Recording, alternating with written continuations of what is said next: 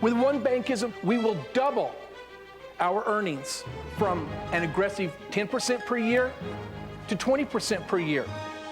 We've increased our referrals by 1,000 a week in Australia. In our small states, South Australia, where we have a reasonably small workforce of around 500, 6 weeks after implementation, the staff between them had made 511 prime referrals and booked over $100 million of new business.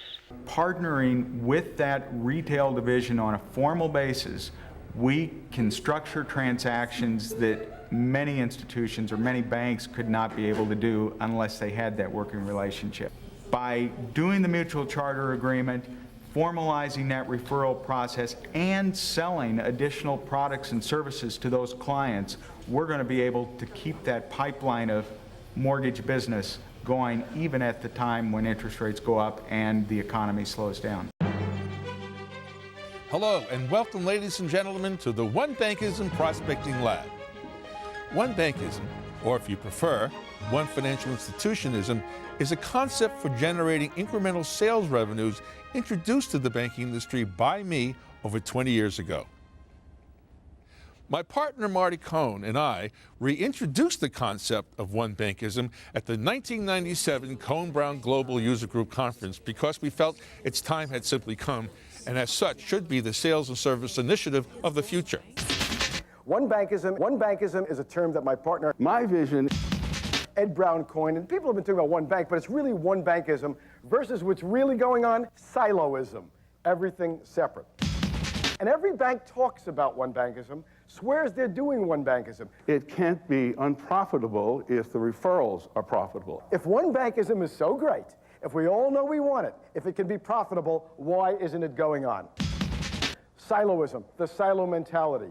A high quality, let alone world class or world standard sales culture in the future will be defined by the quality of OneBankism. And every bank talks about, swears they're doing.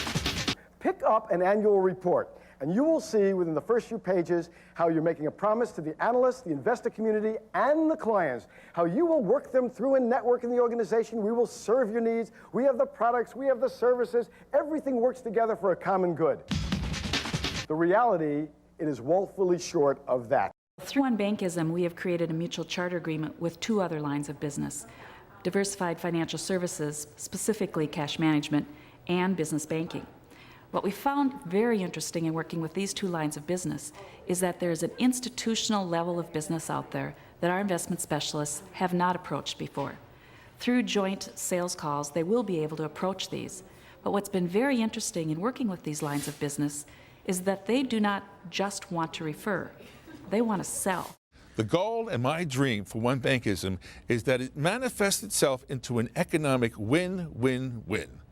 By that I mean a win for your clients through extraordinary one-stop shopping and selfless service, a win for your financial services institution and its shareholders derived from increased market share and share of wallet, and of equal or greater importance, a win for each of you seeking to achieve or exceed non-negotiable sales goals. We've seen a 42% increase in our lending sales, a 19% increase in our depository sales in a very tough market. We've had a 36% increase in our insurance and risk sales, and we've just been delighted that just gone now, the 30th of June, we've had our highest ever sales in the history of the National Australia Bank. How do we start? What's the methodology that you use, for instance, for finding out who prospective new customers are? Looking for aspects of those customers, attributes of them. Yeah, knowing something about them before you go contacting them in the hopes of getting them as either a client or gathering more assets and liabilities. How do you do that? How do you pre-qualify them? Well, oftentimes we're provided with leads from the bank that will give us a hint as to what relationships they may have with us already or what the potential relationships they have with other banks. So, Eric, marketing this as a lead that enables you to find someone that's hopefully qualified to become either a client or someone with whom you can deepen relationships. Is that the idea? Mm-hmm.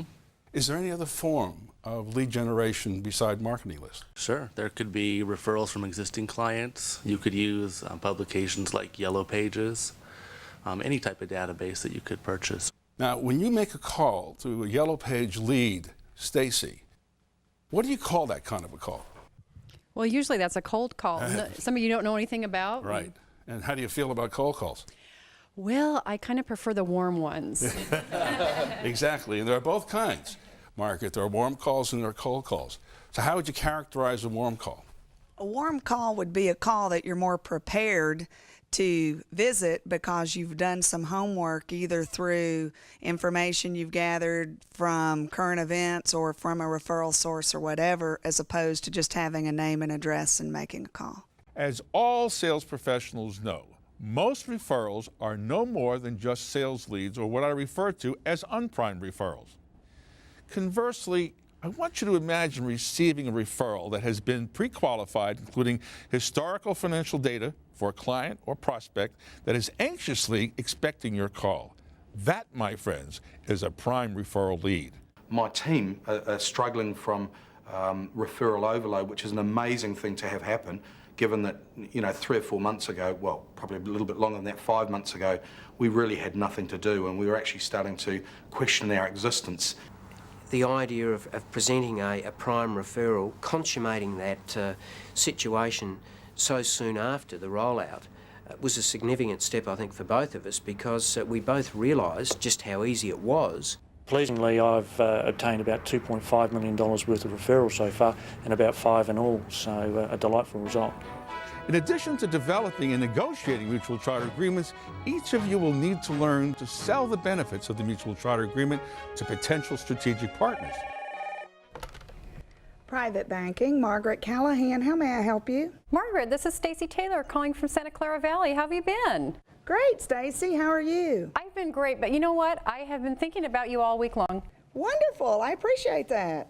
Well, we do this financial needs profile where we get an awful lot of information from the clients. And I know that a lot of the financial relationship managers are uncovering quite a few needs that maybe your group could serve. And my thought would be we could go through all the financial needs profiles every week and send you copies of all of those FNAPs with net worths of over $2 million. How does that sound? Well, we would sure love that. Always looking for those kind of opportunities. That sounds great. I'm no longer ashamed to talk to a client and say, look, I don't know about that particular aspect of your business, but boy, have I got the person who can talk to you about that. It's getting the right person in front of the client at the right time. Well, one of the things is education. I mean, it's actually being able to talk to referral partners and say to them, look, this is my business. This is actually the value I can add. And half the time they actually sort of sit up and look at you and, well, I never thought about that angle before. And the other thing is actually saying, look, I'd like to learn more about your business and I've got something for you. Upon successfully completing the OneBankism Prospecting Lab, most of you will generate and receive more prime cross-referrals in the next 6 months or less than you ever have in your entire career. Very pleasing, actually. I managed to achieve about $3.25 million in business that was written with the Bank of New Zealand as a result of going through the program of OFI. Out of the $3.25 million I spoke about 2.75 of that was to our business retailer, and that was quite a warm handover, if you like. That's the term within OFI, and that resulted in business being booked with us. So it was quite gratifying for me to know that I could refer it to the right specialist. I think OFI will differentiate the National from all of our other competitors and enable us to provide our clients with the service that they deserve, break down the silos, give the staff at the National the next level of enjoyment in their role, which will in turn obviously improve their profit for the group. OneBankism has been very, very important for us.